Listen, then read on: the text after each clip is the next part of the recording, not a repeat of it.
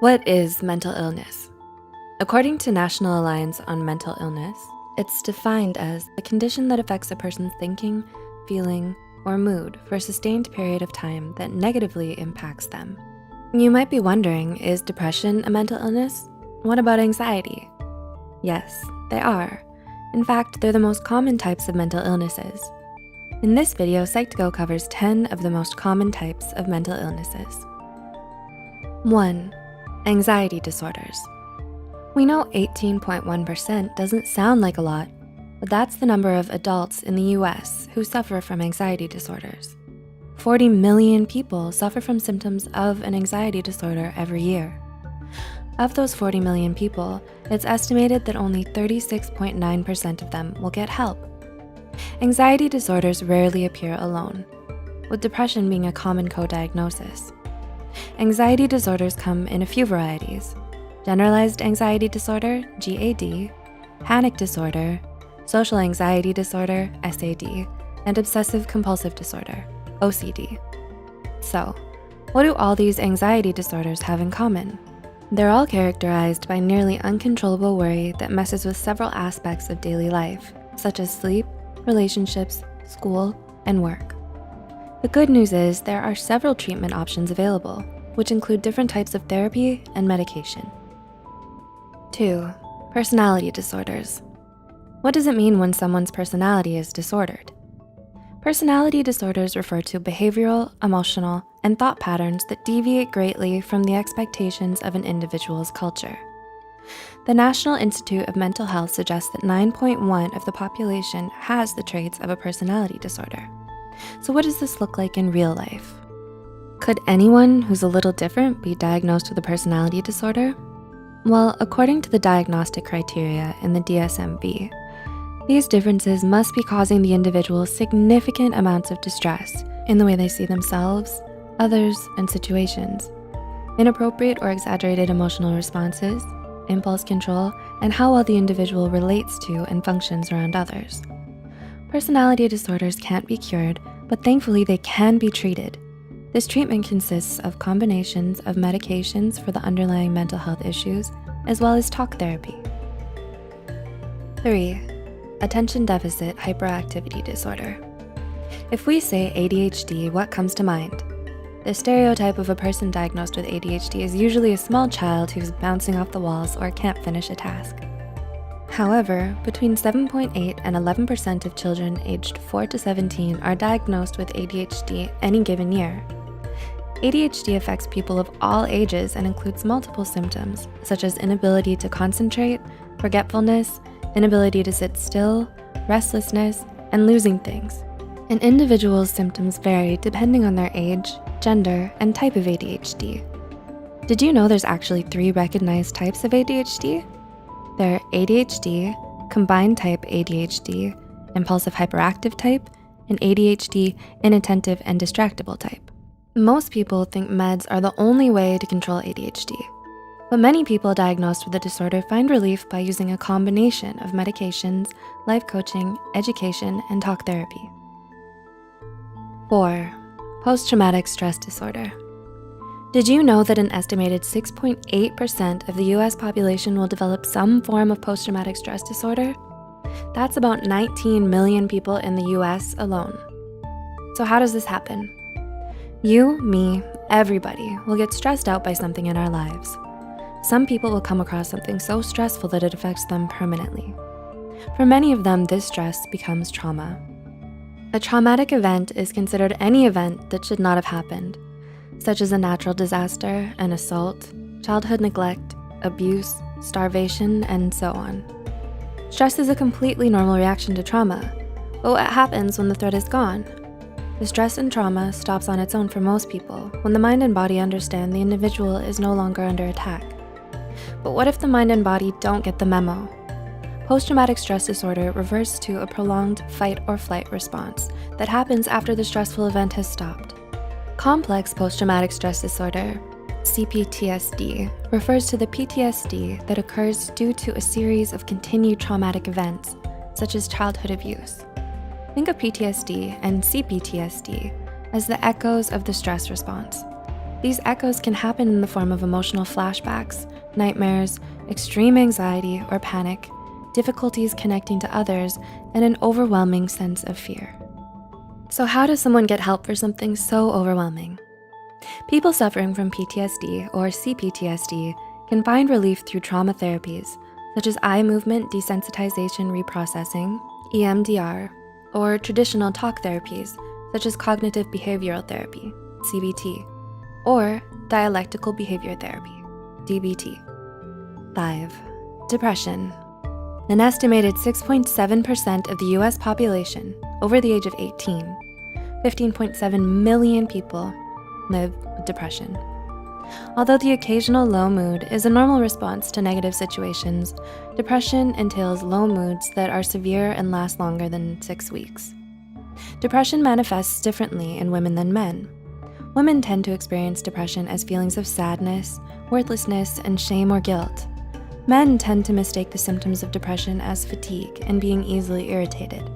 Common treatments for depression include cognitive behavioral therapy, CBT, interpersonal therapy, IPT, psychodynamic therapy, psychoeducation groups, antidepressants, and various brain stimulation therapies. 6. Bipolar disorder. An estimated 2.8% of the US population that sought mental health treatment was diagnosed with some form of bipolar disorder in 2018.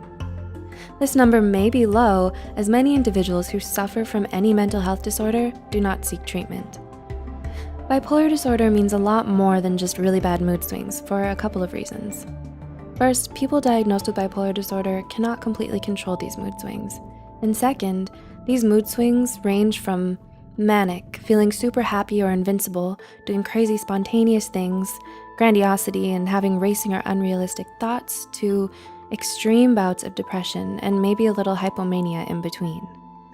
Living with bipolar disorder isn't easy, but people struggling with the disorder can find a variety of medications and traditional counseling treatments to help them find more balance. 7. Eating disorders. Did you know there are almost as many people living with eating disorders as there are with bipolar disorder? It's true. Approximately 2.7% of individuals who sought treatment were diagnosed with an eating disorder in 2018. The most common question people ask about eating disorders is, what's the difference between not being happy with your body and having an eating disorder? Well, in addition to this total focus on their physical flaws, eating disorders are defined by dysmorphia and the binge, purge, restrict cycle of behavior. This cycle comes from the person's feelings of extreme distress and disgust about their body. This disgust drives the individual who has the disorder to become super focused on their body weight and shape. Leave a comment below if you want to know more about the binge, purge, restrict cycle.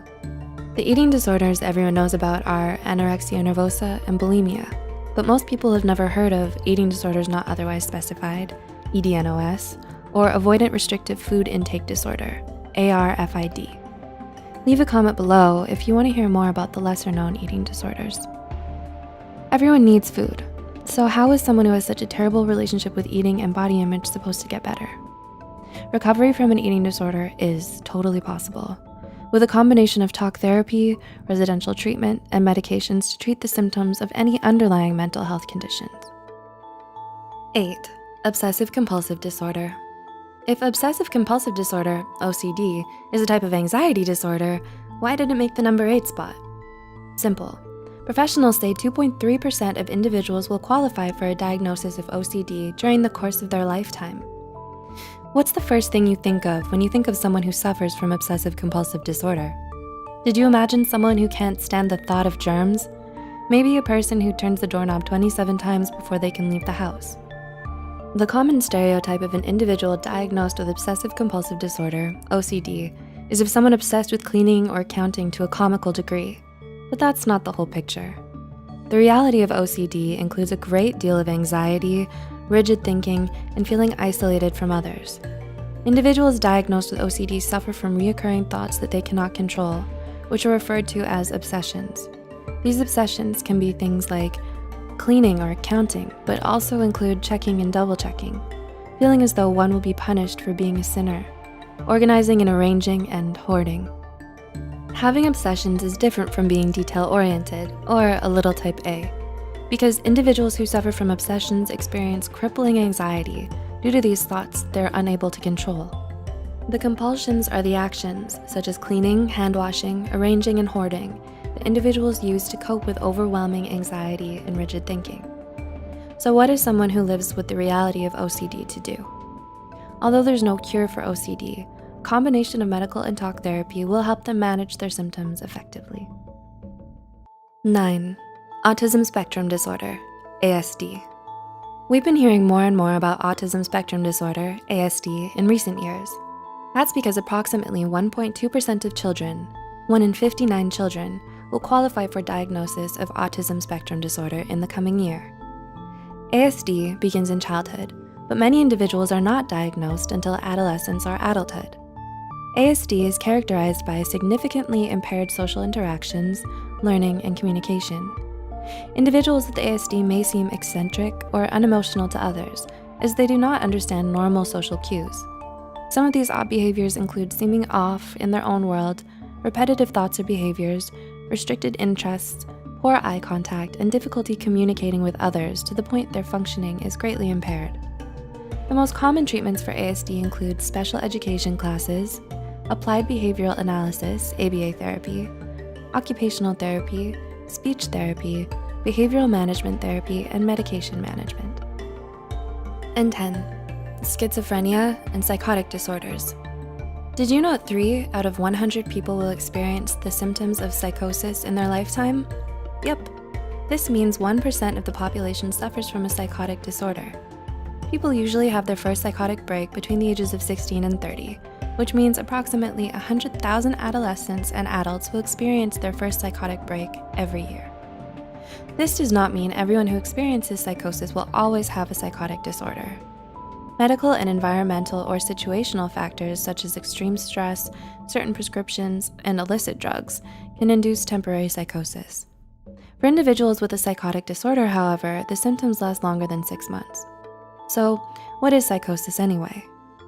Someone suffering from psychosis has breaks or disruptions in their reality, which manifest in behaviors such as religious delusions, audio, visual, or tactile hallucinations, feelings of paranoia or persecution, and disordered or jumbled thoughts and speech. Schizophrenia is the most common psychotic disorder, but the DSM-V recognizes a few others. Would you like to know more about the other psychotic disorders? Then tell us in the comments below. Having a psychotic disorder can feel like torture, but it doesn't have to. Many people who are diagnosed with some type of psychosis are successfully treated with a combination of specialized medications, therapy, and case management.